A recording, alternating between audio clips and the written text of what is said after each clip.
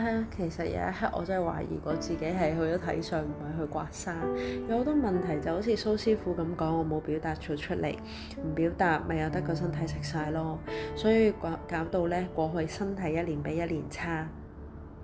我去蘇師傅度刮痧刮到第3次啦，刮開咗個身心感，身體可以慢慢康復，痧亦都冇出咁多，又唔再需要食中藥啦。從蘇師傅嘅服務嚟講，你會睇得出佢係一個真心想你健康、為你好嘅人。佢唔拖症，即使係我想約佢再睇、再刮痧，佢話唔好約住喎，叫我自己去行山好過。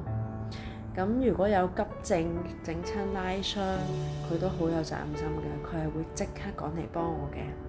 有良心嘅師傅喺香港係買少見少啦，我值得推薦蘇師傅俾大家。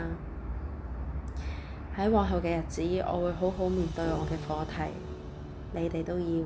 我呢度一定係寫得好多好多字，其實蘇師傅叫我寫100字，但係因為今次係我第一次為人寫好評，所以我自己呢一篇好評都值得有多啲字嘅。